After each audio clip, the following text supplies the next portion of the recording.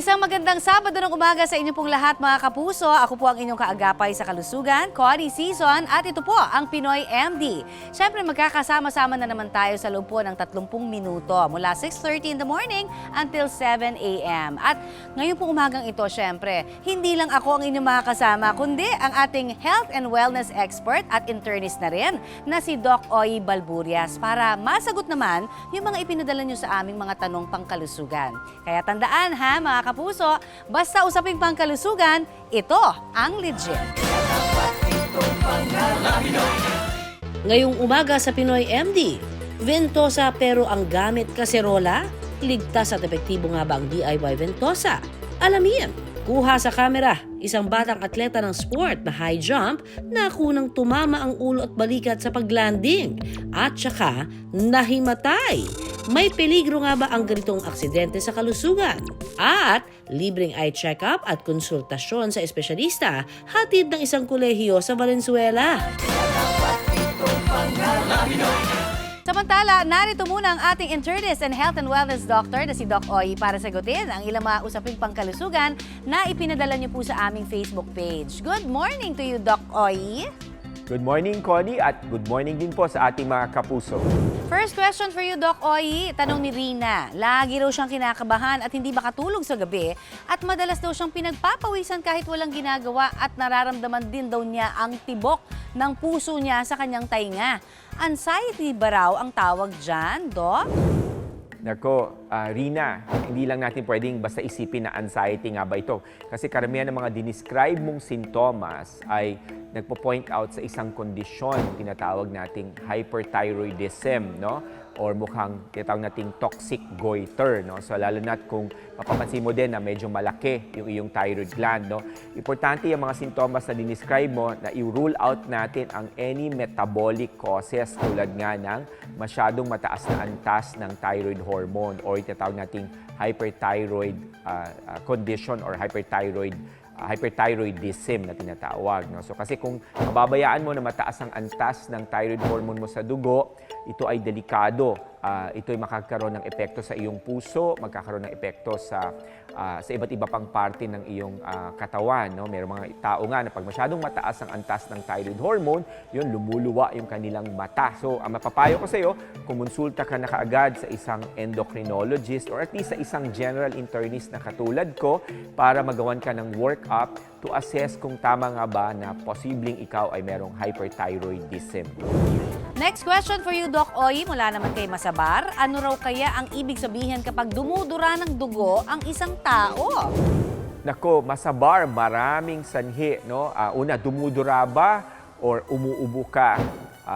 Kasi pwedeng itatawag nating hematemesis, galing yan sa gastrointestinal tract ng ating katawan. Pero pwede din namang hemoptysis, no, na pwedeng galing ito sa baga, no. So pero ang sintomas ng pagdura ng dugo, ito ay seryosong sintomas lalo kung ito ay persistent. Kailangan nating i-work up, no, kasi maraming pwedeng dahilan nga niyan.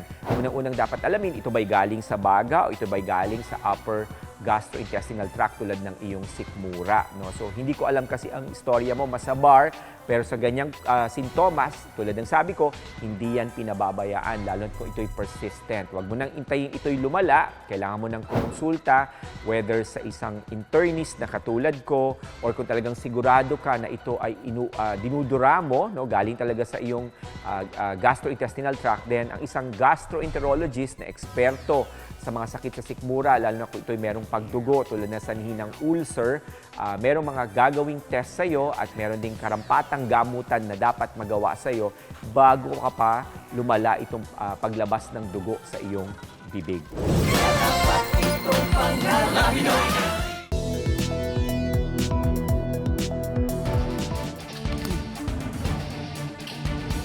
Gold medal ang gold.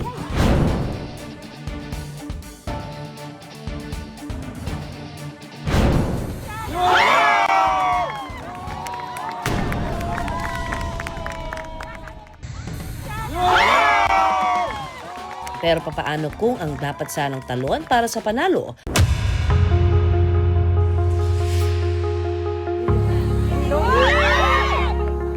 Pauwi sa posibleng peligro?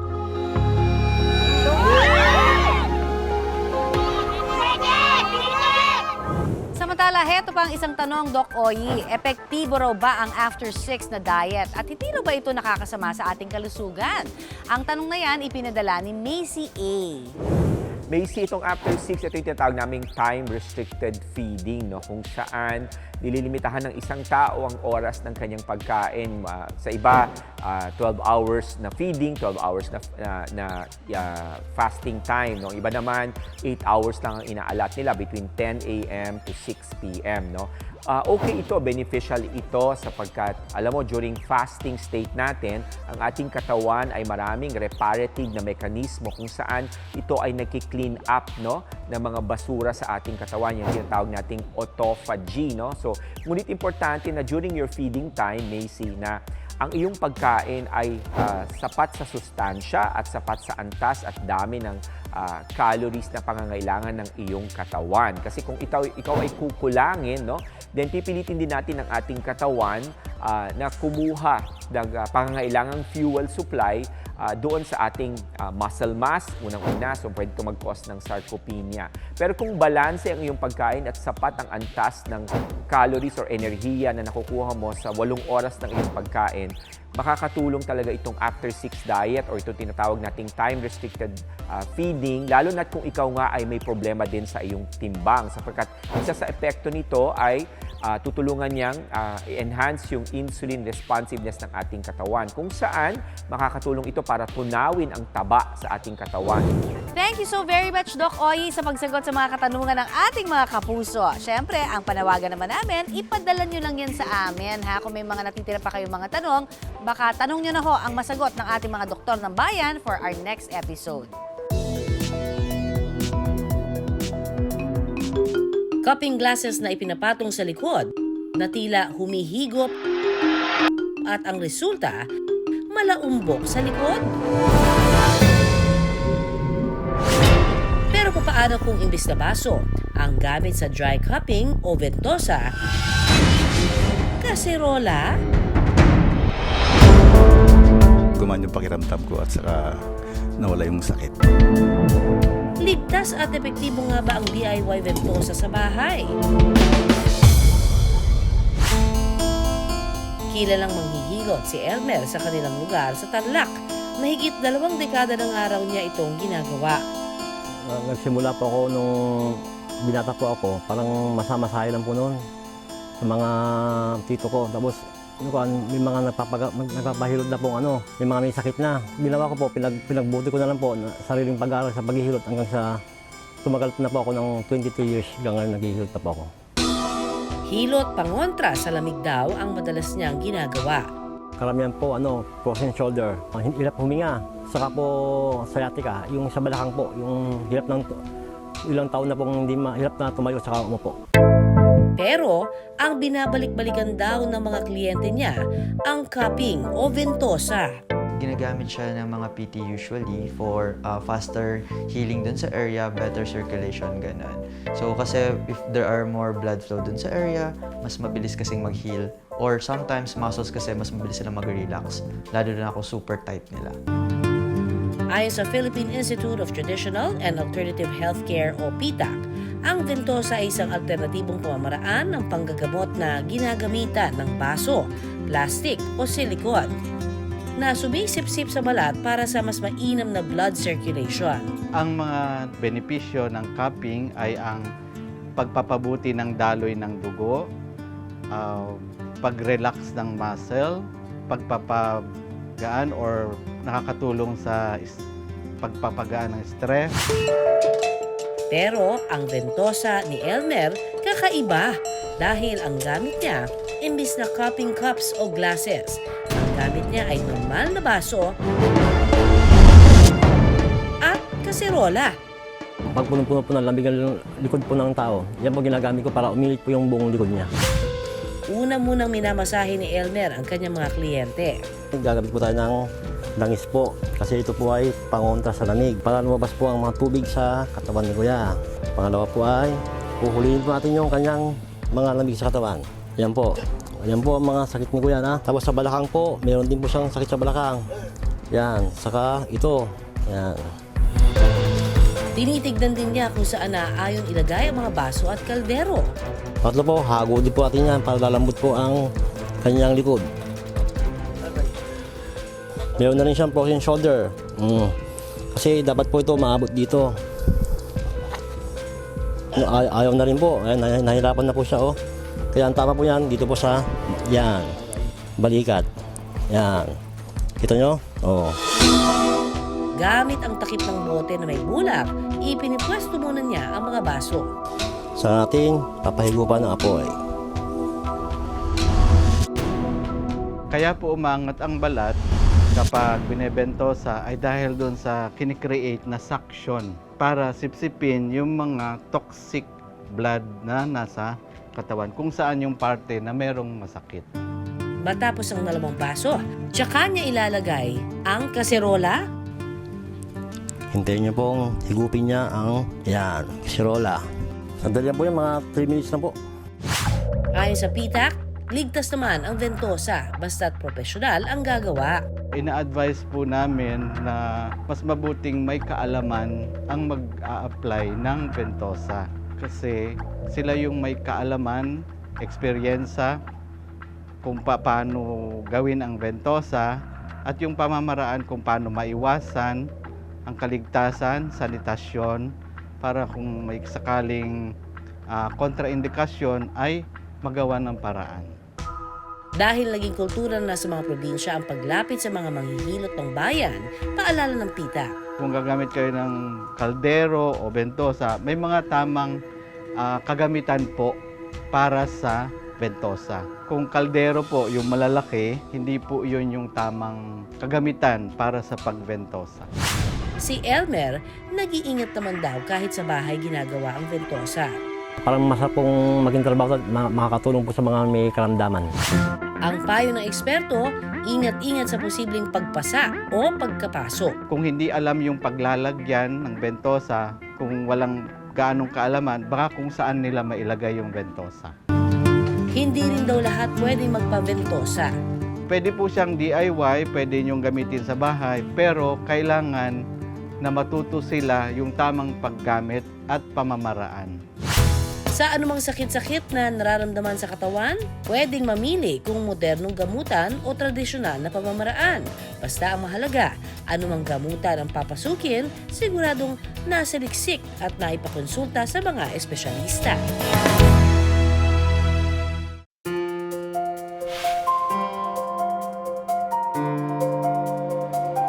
Libreng eye check-up, blood workup, pati na ang gamot at bitamina. At libreng konsultasyon pa sa mga espesyalista. Naisip ako magpa-check up yun, libre naman. Tagal na ako, kaya lang wala nang pag-gastos eh. Praktikal akong tao. Libre ito eh. Bakit ako mag-aatubili pa na pupunta sa may bayad? Eh, libre na ito. Sagot ng isang kolehiyo sa Valenzuela. Nagko-conduct kami ng medical mission, range of both medical and non-medical services. Palagi po kami nagko-conduct ng mga outreach programs. Ngayon po, this year, may chance po kami na magkaroon po ng medical mission this year para matulungan ang mga nangangailangan.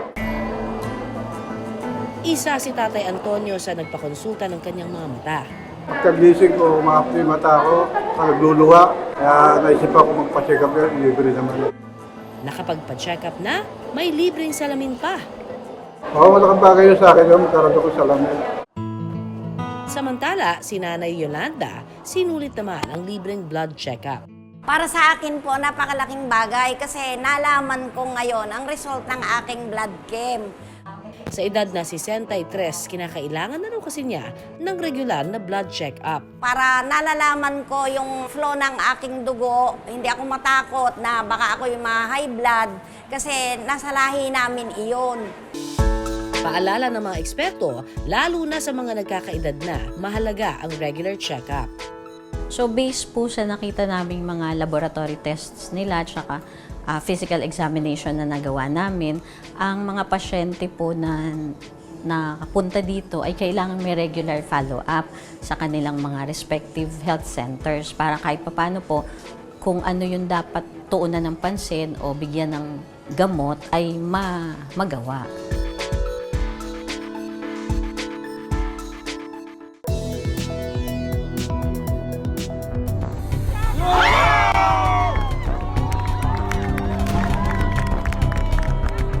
Sa video na ito, makikita ang high jump attempt ng isang batang atleta. Sa taas ng kanyang talon, ang bata hindi sumabit. Pero ang problema, pagbagsak niya. Ang unang tumama, ang ulo at balikat niya. Ang atleta agad namang nakatayo na tila walang problema. Pero maya-maya pa, mapapansin na ang pagkabalisa nito habang nakahawak sa kanyang ulo. Ilang segundo pa, nakaramdam na ng pagkahilo. At saka bumagsak.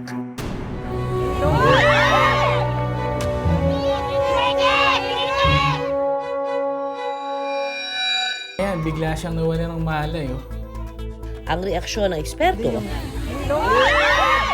posibleng nagkaroon daw ng cerebral concussion ang atleta. Kung saan naalog ng matindi yung utak, pagtalo niya, pati yung bigat ng katawan niya, demanding, tumama, naalog ang utak, nagkaroon ng disruption sa electrical pathway ng brain. Ang mga ganitong aksidente, posibleng magdulot ng injury. Number 1 dyan, soft tissue injury. Number 2, fractures, kung saan pwede magkaroon ng bali yung pasyente. Yung pangatlo, spinal cord injury. And number 4, yung pinakamalala, yung traumatic brain injury. Tumanggi namang magpa-interview ang bata at ang kanyang pamilya. Mabuti na lamang at ayon sa balita, walang anumang fracture na nakita sa x-ray ng bata. Payo ng eksperto, importante pa rin magpakonsulta ang pasyente kahit pa maayos na ang kalagayan nito ngayon. Since after nung incident ay nagising ang pasyente without any residual injuries, mukhang ang cerebral concussion which has better prognosis, no? Kumpara nga dun sa kung mayroong namaga na utak or mayroong pumutok na ugat sa utak. Payo ni Doc sa mga ganitong kaso ay huwag daw muna agad gagalawin ang pasyente lalo kung walang special training for trauma cases. Ayun, diretso nawala na siya ng malay eh. Tapos pagkaano sa kanya, bigla na lang dinampot, hinila, walang suporta yung leeg. Medyo delikado kasi yun eh kapag may injury dun sa part na yun. Meron daw sinusunod na ABCD sa first aid. Yung A, establish natin yung airway. Tingnan natin kung maganda yung daloy ng hangin sa kanya. Kasama na dun yung pag-secure ng leeg or cervical immobilization. Yung B, breathing. Nakakahinga ba siya ng maayos? C, circulation. Kung okay ba yung pulso ng pasyente, okay ba yung kanyang BP kung meron lang doon. Tapos, disability. Check natin kung ano pa yung ibang injury na natamo ng pasyente. Go for gold, mga kapuso! Gaya ng sa anumang sport, bukod sa ginto, dapat kaligtasan lagi ang goal.